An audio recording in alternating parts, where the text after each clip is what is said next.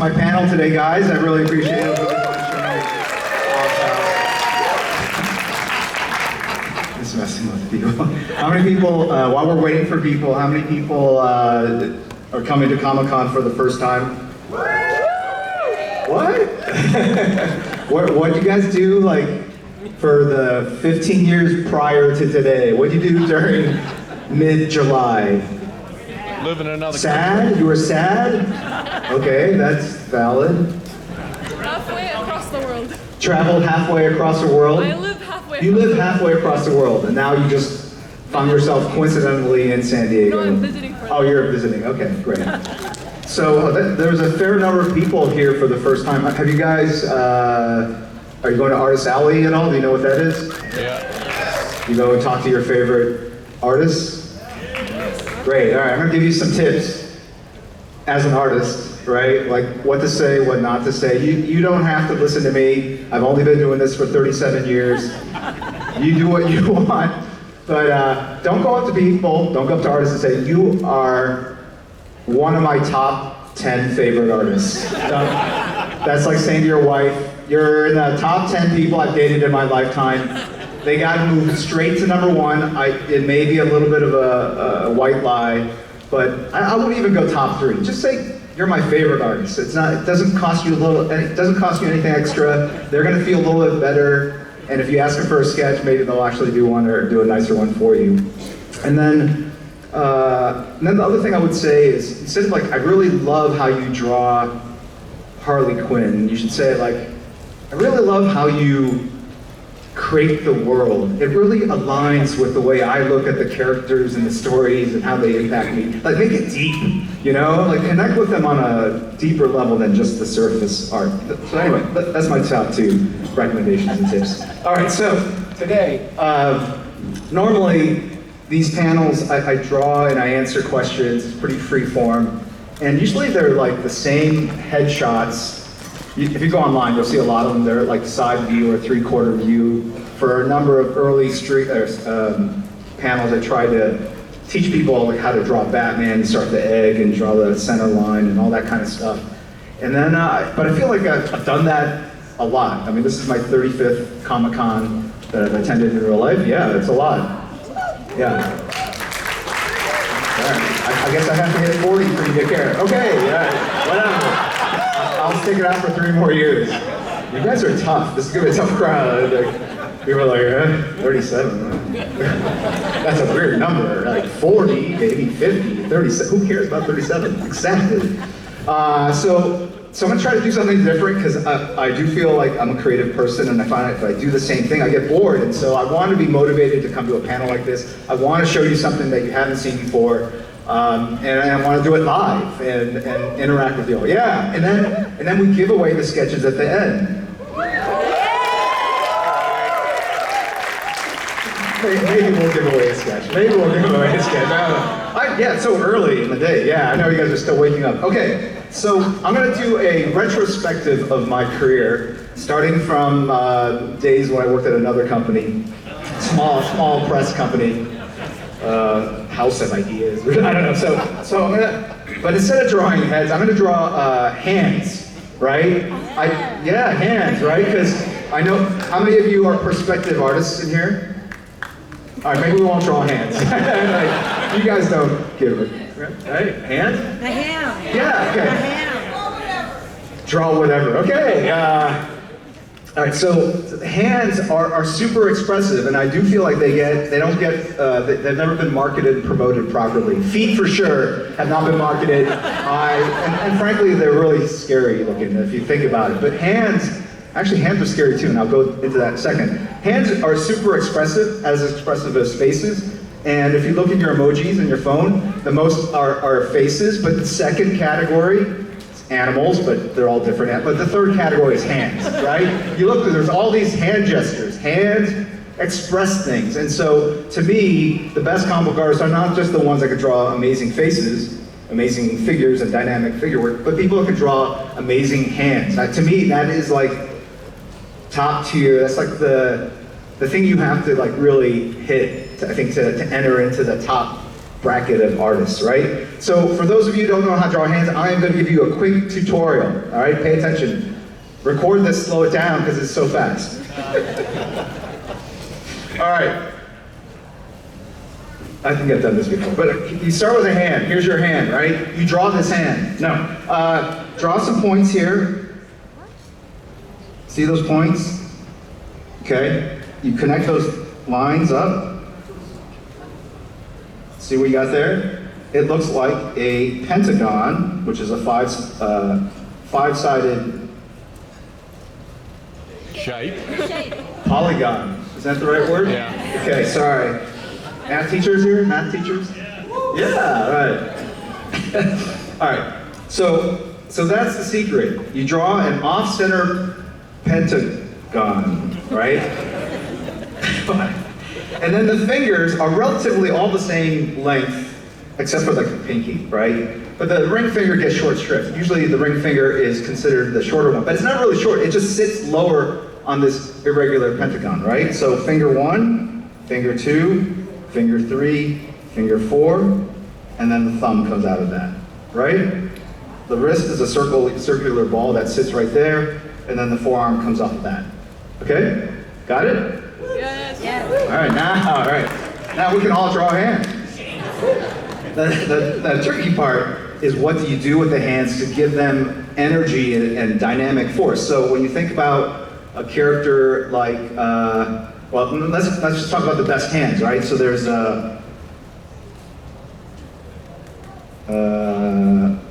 who knows this hand? Don't be shy.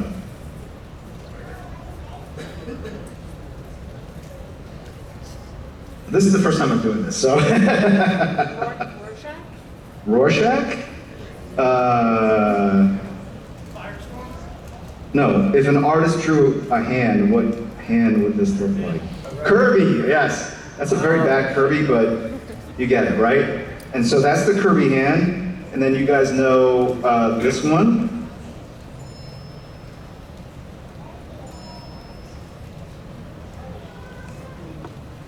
You guys know this one? Yeah. All right, whose hand is this? No. Pokemon trainer. Gil Kane? Are there any comic book fans in this room by chance? I know the con has shifted more towards media. Anyone who's read comics? Because I can throw away a lot of really bad jokes. Really easy. Does anyone know who Gil Kane is? You're just worried. This is a Gil Kane hand. He was a master at doing this, in particular, this. It fascinated me as a kid, and he was so good at it. And it just kind of speaks to the segmented sort of nature of fingers. And actually, I think hands are really kind of creepy, because when you think about like a spider, right, like this, their arms don't go softly like this, because if they did, they'd be super cute and adorable, right? Spiders, really, they're segmented, right? They've got little fingers like this, although I think they call them legs. Right? I don't know. And I think that tension, that weird sort of creep is, ants. Whatever. I didn't draw Spider-Man. Okay, so, see that? That looks creepier, correct? Yes. All right. So, here's another hand. So, the hands are super, okay, who's that? Spider-Man. Doctor Strange. Good guess, though. All right, you guys are just nailing it right now. Just really. All right. So anyway, so oh, and then of course this one. This is super famous, right? You draw the thumb, and then you draw the finger, and then knuckle, palm, wrist, forearm. Oh. Who's that? Who? Neil Adams. That's right. Okay. All right. I spent hours Googling this, by the way. All right, I know, it's sad. So, we're gonna start at the beginning of my career. I started at a company called Marvel. My first book was a book called Alpha Flight. Yeah. It's a group of Canadian superheroes. And that just kind of shows you how desperate I was to break in the industry. I was excited to draw Canadian superheroes. No offense to Canadians. Any Canadians here? Oh, all right, not enough. We can say whatever we want. If I were in Toronto, I would not say any of this stuff. But no. All right, so, okay.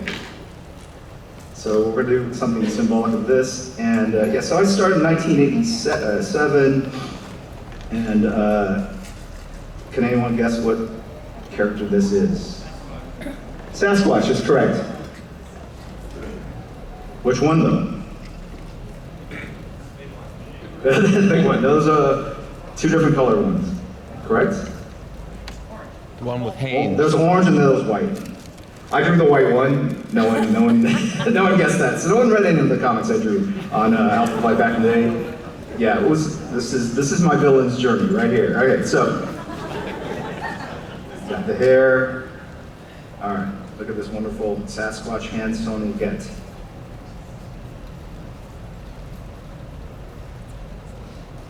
And you know, I was super excited. You know, I was trying to break into the business. Excuse me. And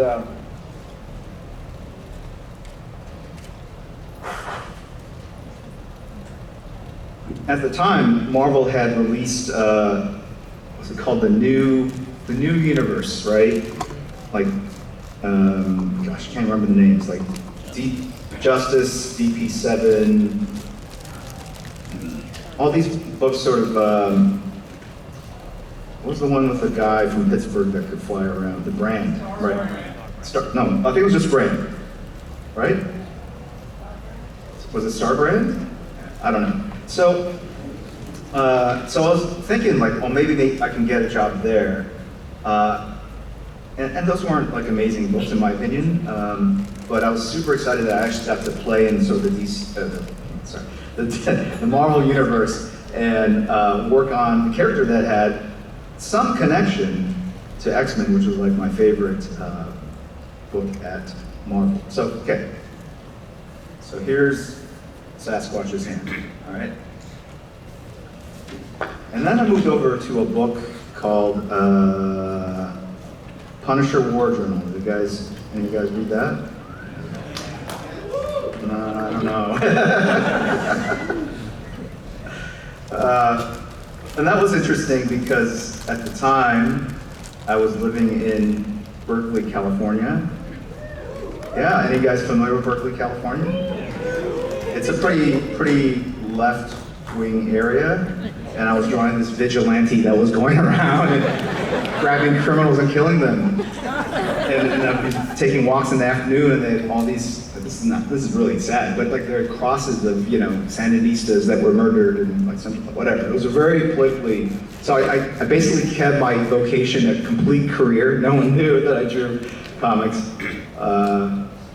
Anyway, so. But that was cool. To me, it was an opportunity to ink myself for the first time. I liked the Punisher that obviously was it Mike Zeck and gosh, who was it? Chuck Dixon. Those were amazing stories. And then, so being able to work on a quote unquote hot character felt like a promotion from what I was doing on Alpha Flight, and getting to ink myself really allowed me to learn a lot about that craft and how hard it is. But it also allowed me to meet Scott Williams, who would then become a longtime collaborator, inker on the X-Men. He came in, and yeah, he was friends. He lived here in San Diego. He was friends with he was friends with Will Spertasio. They grew up in Hawaii together. I came to my first Comic-Con in 1987. Wills was my inker on the first issue of Alpha Flight, and then he quit because he hated it. But we hit it off, and I came to San Diego, and we bunked together. We split a hotel room, the three of us, and we would come to Comic-Con. This was before Hollywood really had sort of noticed that Comic-Con existed. And we would just do, we'd sign up commissions. I think that first year I was doing commissions for $15 a pop. and I would get a list of like 40, I would draw them on the floor, and then we'd go back to the hotel room, we would order Kentucky Fried Chicken, and we would just draw sketches and talk about comics all night till like 2, 3 in the morning, and then other fans, people in that hotel would just kind of wander, we'd keep the door propped open, people would kind of wander in and out, or other fans that Scott and Will knew from like Hawaii that would show up. They would show us the artwork they bought, the commissions they got, and so it was awesome. It was obviously very different from what exists now, but at the time I could not think like a better sort of way to spend, 4 days or whatever it was, and it cleared like $400 some odd after a long weekend. Back then, like, felt like a king. Felt like, and this is awesome. I could do this forever. And so that was kind of my first con experience. All right, so I think this is a mini Uzi, as they say. And I'm going to flesh it out a little bit. The trick of drawing any hardware or guns is, especially if it's black metal, is spotting a lot of the black shapes on there. Because that allows you to pick up the highlights, and the highlights are what give it that metallic sheen. And so that was a lot of fun, and then the cool thing about this book is that Carl Potts, who was the writer, was no dummy, he set up for a crossover. I think issues 4 and 5, which featured Wolverine, and they traveled to like Africa, and that was X-Men, one of my favorite characters as a kid, and that was like music to my ears. Like, this is going to be amazing, and it was a lot of fun being able to draw Wolverine for real, in real time. He showed up in a couple issues of Alpha Flight, but all right. So there you go. That's the Punisher's head. Yeah, there you go.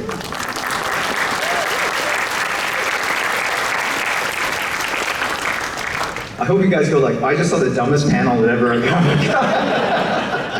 or the most amazing, or maybe it was both. Okay. Yeah, thank you. What? Aquaman, hook hand. Hook hand, yeah, I could do that. There's a lot of opportunities to draw lots of different hands here. I'm fixing that up. All right, now we're going to move over to, now the X-Men. The X-Men was, 89 to 91 or so, I believe. I thought about Cycle. I was only going to do like one per book, but should I break the rules for you, sir? Wolverine. Nightcrawler. Huh? Wolverine. Do But, Wolverine. yeah, you and I are on the same wavelength right here. Boom, boom, boom. It's a hand with 3 lines coming out of it. Now, it's at least worth 5, 6 times what a regular hand would be worth. Right? Yeah? I mean, it could literally be a guy holding 3 chopsticks, but we'll try it. Okay, so here's a fist. The trick to drawing fists is drawing a bunch of Ys. See those Ys? That's not really a secret, but it can get you pretty close, right? The trick is 1 finger, 2 finger, 3, 4. Draw all the fingers. Wrinkles here where the wrist is. I don't know if those are the things they're called. Phalanges. Phalanges? Is that right? Friends. Is it French? No, Friends. From Friends? It's a Friends reference. Friends TV show? They said phalanges? Yep, that was her name. Regina Is it the Phalanges. episode about phalanges? Is that the? No, I don't know. Okay, I've seen those. I've seen that show. Was it Ross? No, it was Who was Phoebe. talking about Phoebe. Phoebe was talking about phalanges. Does everyone know this? All right, apparently everyone but me. All right. The what? Made up word. Made up words? It was her pseudonym, Regina Phalanges. Oh, Gina Phalanges. Okay. All right. So this is a Wolverine thing.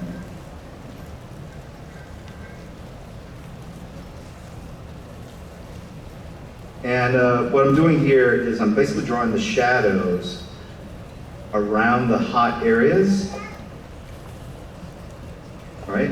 And that gives it sort of that glow. Does that make sense? Like the shine, like the leather shine that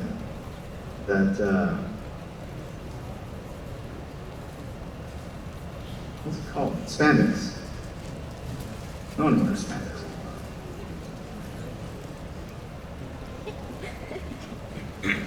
All right. So there's the fist. Okay, here's the tricky part. The chopsticks.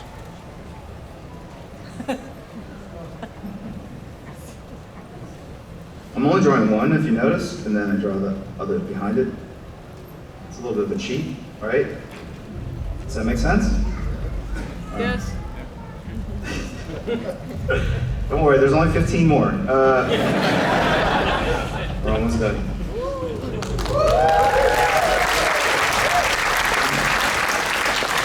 All right, and then I'm going to quickly go to Grifter. Yeah, so this is the Wildcats. And Saturday morning cartoon. Did anyone watch it as a kid? I'm sorry, guys. No. No. Look, it did a pretty good job of, you know, encapsulating the comic book. Got to, I think it was the voice of a security guard or something like that. And then obviously Grifter got these weird like ray guns. You know what I'm talking about? Because it's Saturday morning, and obviously they don't want to promote like real life instruments of destruction. So we came up with these weird I don't know what to call them. Blasters. Blasters, but they don't even have enough like a pistol or what's it called? Nozzle? No. Barrel. Sorry.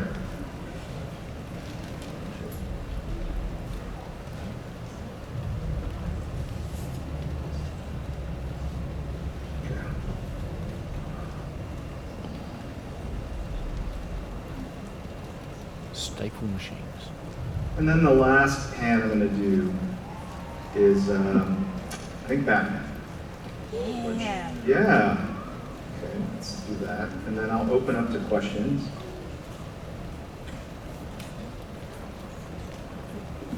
Okay. And then the last one, Batman's hand. Looks a lot like Wolverine's hand. Let's move it up higher because I want to get the, what are they called? I'm looking over here. Forearm? No, the hooks. The things that come off the gauntlets. Like Yeah. fins? Fins? Are they called fins? Phalanges? Knuckles. Knuckles. Nasals? Nasals? Knuckles. That's off the Starship Enterprise. Bling. Spikes? Bling. Bling? It's called bling. Bling, bling, bling, bling, bling. I don't know. What do you guys? What do you think Batman calls him? When he says, "Alfred, I broke one of the bad fins." One of those thingamajiggies. That's right.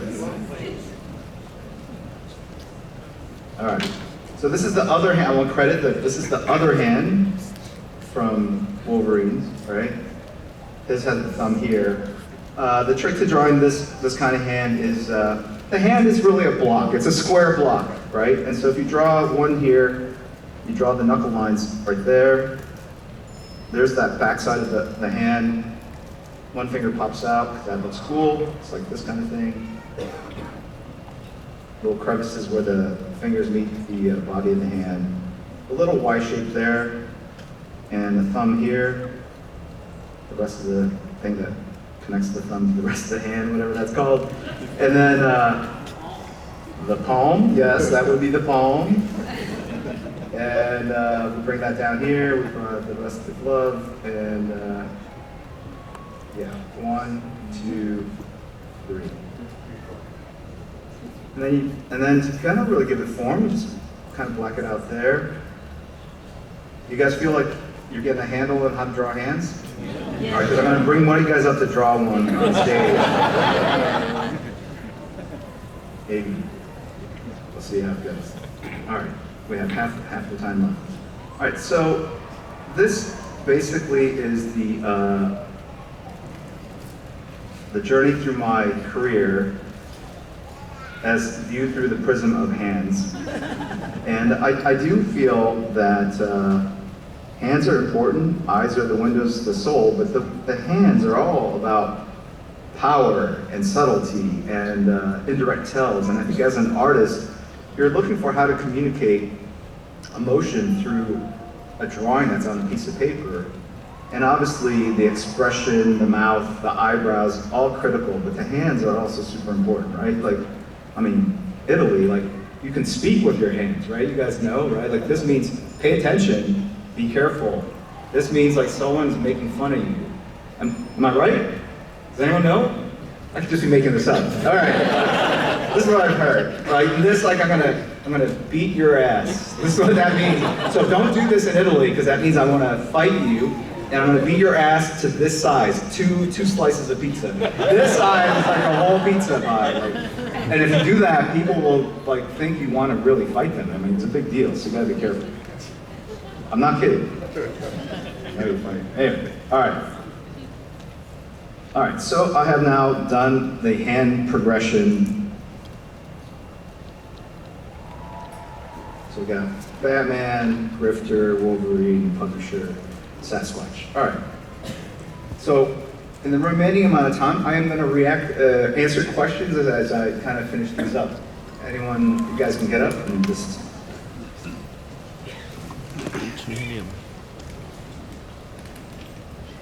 Yes.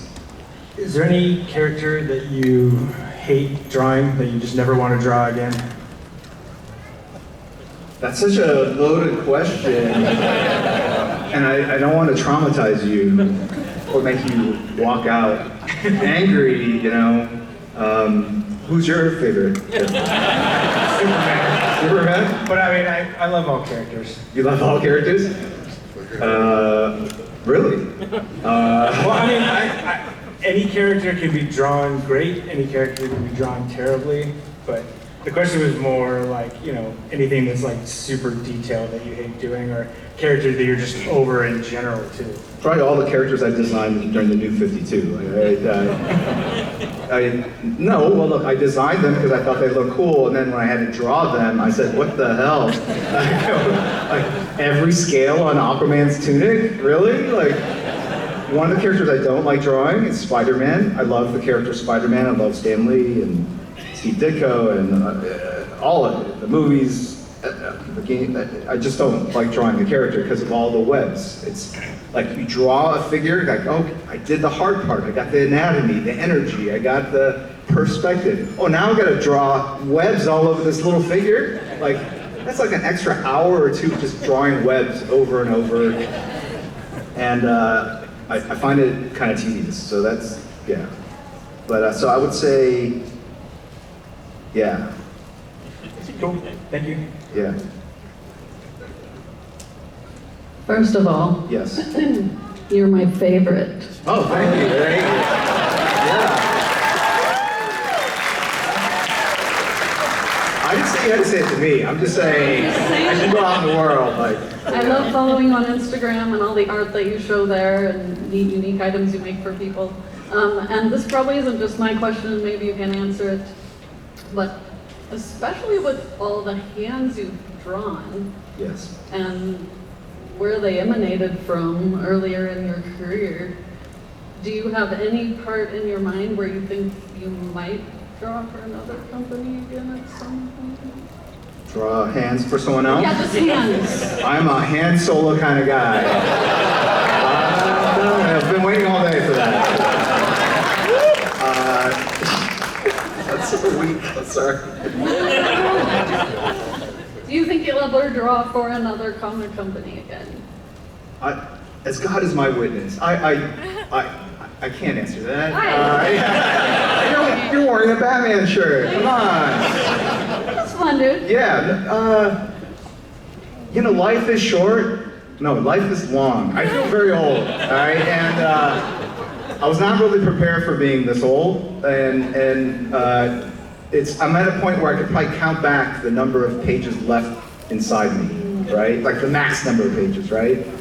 And that's kind of scary and daunting. I thought when you get old, it's just the same as when you're young, but you're eating a lot of softer foods or something, you know?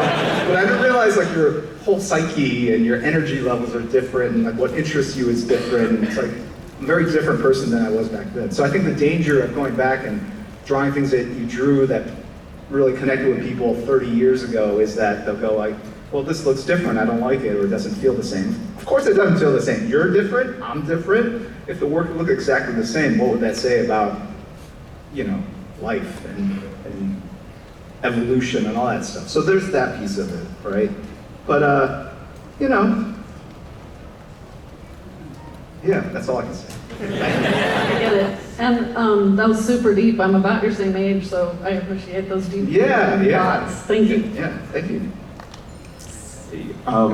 With respect to those who came before and after you, in my opinion, your era of comic artists, like with the Image and that stage, is the greatest comic era ever. So I'm curious, who do you think was your biggest competition?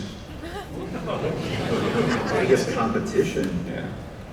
Like, what do you mean, like, if I got into Octagon or something like that? Artistically, because... Oh, I thought you were saying having kids, because I whooped everyone that one. No, you guys are all like, you know, artists, rock stars, so to me, you're number one. Yes, I was listening at the beginning of the panel also, so you're number one. But other than you, in your opinion, who do you think was your biggest competition?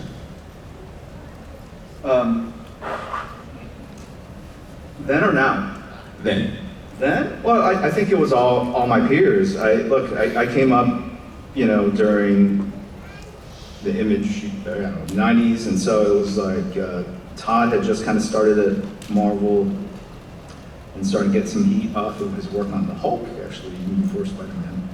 And then, you know, Mark Silvestri, Rob Liefeld, Eric Larson, Jim Valentino, Liz Portasio. So those were really kind of my peer group, and so. But at the same time, I think we all were aware that we were trying to build something kind of different that didn't exist before, the style of art that we were drawing in, the big splashier pin-ups and stuff, the kind of storytelling, the way we looked at the business, was all kind of different. So I don't think we were necessarily, I think we were competing, but in a friendly way, if that's possible. And then sometimes it maybe was like Cold War kind of stuff, but then occasionally would break out to a hot war. if you call the courts the hot war. Yeah, so, you know, yeah, I don't know if that... Close enough, political enough. Thank you. Yeah, if I think of the answer at 3 in the morning, I'm going, I should have said. Hey Jim, so they just re-released or about to re-release a lot of like the 90s and early 2000s Marvel Capcom games. Yes. And your work was a huge influence on that aesthetic, the character design. And reading a lot of interviews from the Japanese side, really talented guys like Bengus took your artwork and designs and it got incorporated into this decade-long golden run of games. And I feel like no one talks about that, and you kind of like inadvertently contributed to this whole video game universe. So my question was, how do you feel about your legacy on a really great run of games? And number two, have you ever considered working in the video game industry? I could do the second part first. I did, actually. I was a creative director on DC Universe Online. It's still around, yeah. Anyone play the game here? So it is a massively multiplayer online game that Sony Online Entertainment produced back then. It's Daybreak Games now. And that was because I was heavily into MMOs, starting with Ultima Online. Anyone play Ultima Online here? You guys survived, all right? We got out together. Yeah, it was a very addictive game. And then after that, EverQuest. Anyone play EverQuest here? Yeah, wow, that one very deep hole. Had a lot of hours accumulated in that. So I was heavily into games, and then when the opportunity arose to work on that, I jumped at the chance.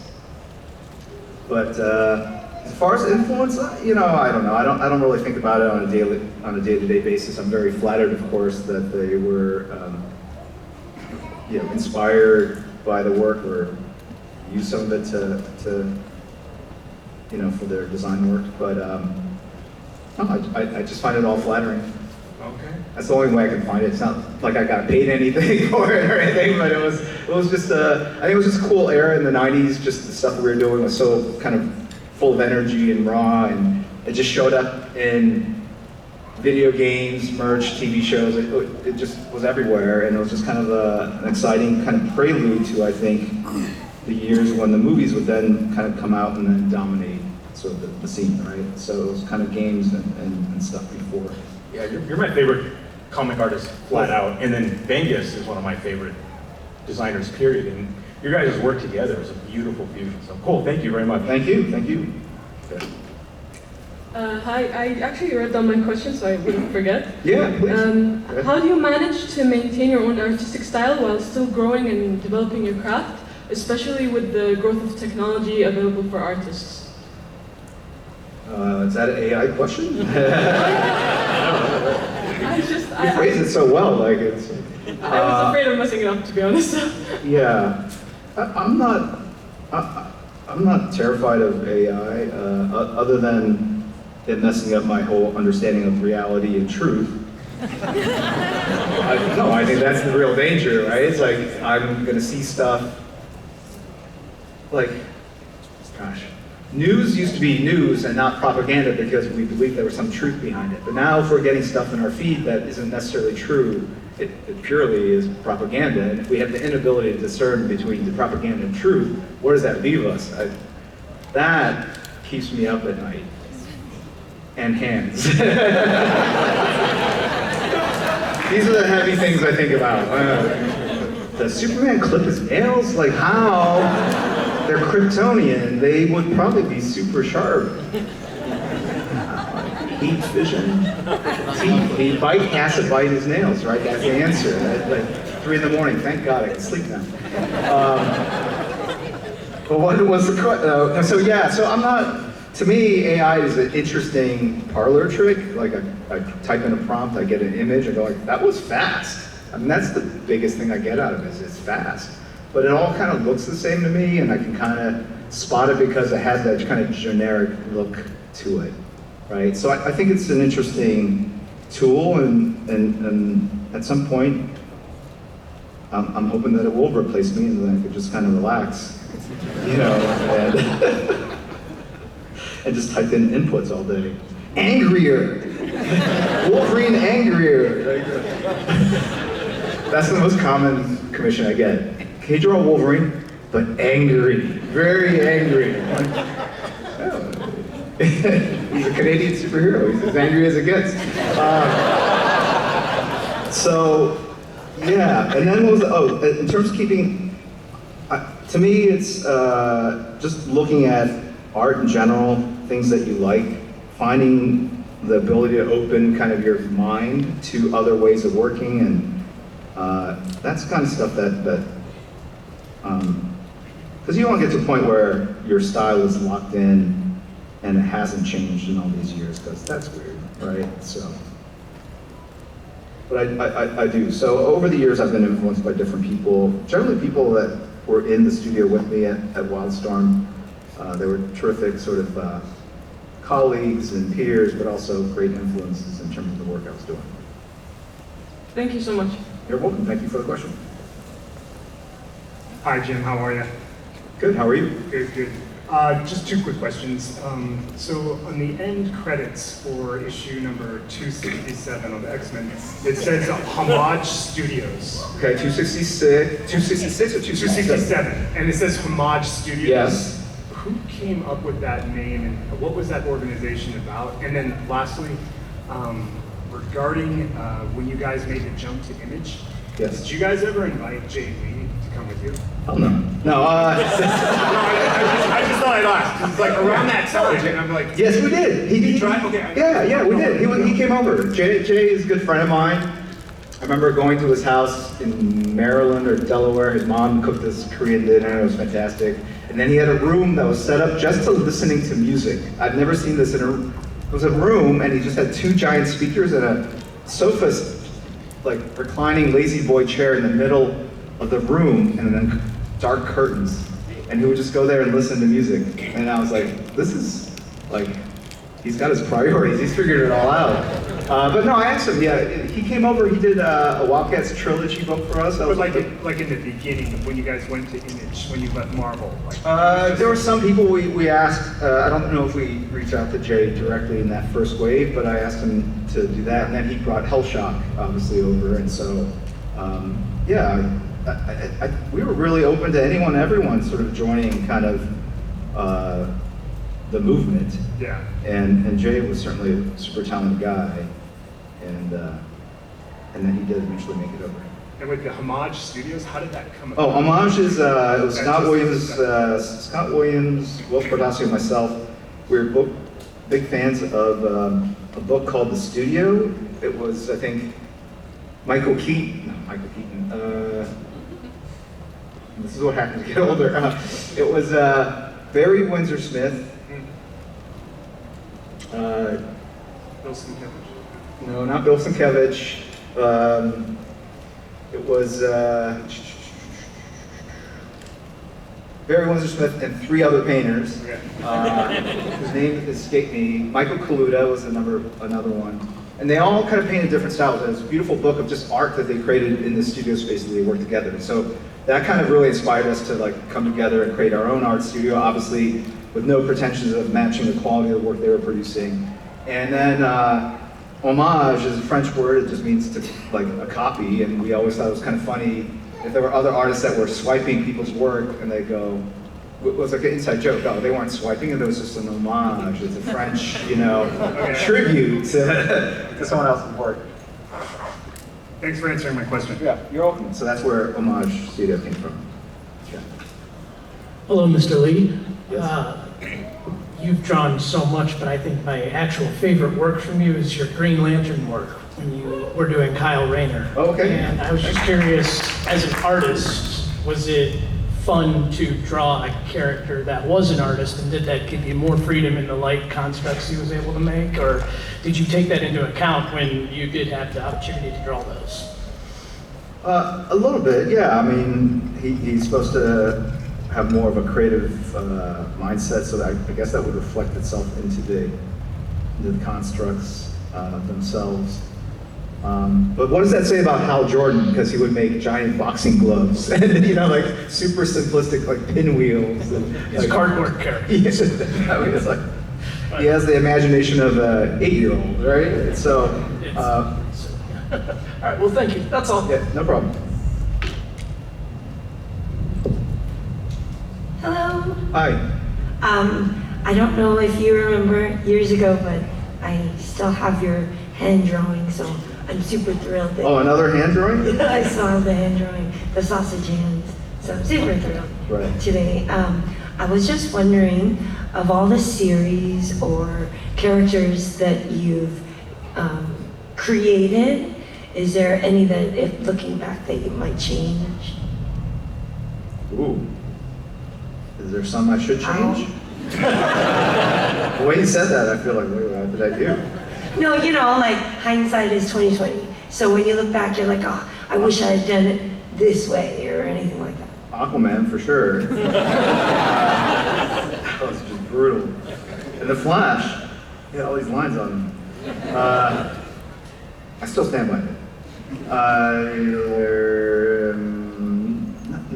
I don't know I have an easy answer for that. But I certainly have regret, but I'm very much with the mindset that I can't fix the past, and I would rather just sort of trooper on and try to do it better the next time, right? And what's your favorite Korean food dish? Ooh, so I'm going to try to pronounce it, 'cause even though I'm Korean, I speak Korean like an American. And they always look at me like, what are you saying? Doenjang. It's a bean paste soup. Yeah. It doesn't sound delicious, but it's very fermented, very different. So I would say that. Chebaboggi, pretty good. Dosa bibimbap. All of it, man. All of it. All good. Thank you. Hello. Hello, hi. Do you prefer to draw heroes or villains more, and why is it villains?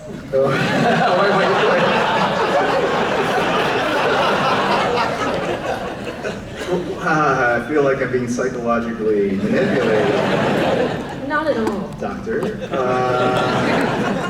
But I majored in psychology, so touche. Me too. Abnormal psychology? That was one of the classes. Yes, me too. I can't even say it what we called it back then. But I was more, I think, cognitive psychology at the end. Villains are fun to draw because they often can be, they're drawing upon different emotions and gestures than heroes. Heroes tend to have their feet shoulder apart, they have their hands like you're doing, like that. Yeah, that's heroic. And some villains might do it, but most villains really, they're comfortable in their villainy, and so drawing like a character like the Joker next to Batman is just a great, juicy juxtapositioning of two different silhouettes, two different emotional states, two different, literally like chaos and order, and the same thing with like Robin and Batman. Very different silhouettes, ways of moving, expressions, the light and dark, all that kind of stuff. And so it's fun to draw villains because sometimes you can go more over the top with them, right? You can just be ridiculous, right? You're not gonna have a character go, ah ha ha, like straight into the camera looking all crazy as a hero unless they've been taken over. But the villain, that's in their that's in their wheelbox of being able to draw that kind of stuff. So it's a lot of fun. Thank you. You're welcome, thanks for the question. There's all the big characters for DC, Batman and Superman, are there any minor ones that you think should have been bigger, or? From what publishing company? No, from DC, just some of the, DC. some of the minor characters, I like Ambush Bug, and I think he should have been bigger, but wasn't, and just ones that are more interesting you think could have had their own comics, but didn't. I think to me, I don't know if I don't consider them minor per se, but the Legion of Superheroes to me was always like the big three, like Titans, Justice League, and Legion of Superheroes. And I was like deep into them, like the 80s, early 80s, 70s, and it's just kind of tapered off. And I think part of it is just too many revisions, too many reboots at the end of the day. But I find them to be very compelling characters. And so I would love to see more done with them.